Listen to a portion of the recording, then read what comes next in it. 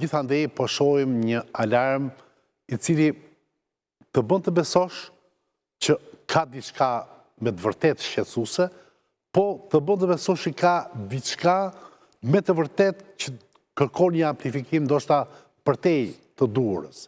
Është njësoj si në atë sindromën e lockdownit, sepse kujtohet Covidit, për shembull që u bën shtetërrethime, doli ushtria, pra u krijua një psikoz të një rrethimi, të një lufte nga disa viruset pa dukshme, do të tani kundërshtari është i dukshëm, por a është gjithmonë i besueshëm, kjo është çështja.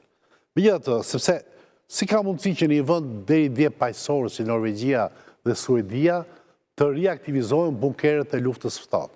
Bunker gjigant, ku strehohen madje edhe avion dhe tanke, të rimodernizohen, të krijohen generatorët për të mbajtur ato, se thuash, në temperaturat e duhura dhe në formën e duhur, për të qenë të gatshme. Madje çakolloi në botë edhe një lajm që bëni gati se për 72 orë ushqime duhet grumbulloni se nuk i dihet një luftë po vjen. Po vjen apo s'po vjen? Kjo është çështja. Apo ndoshta duhet të mësohemi me ankthjen e luftës dhe ruajnë e Zot, luftë mos kemi.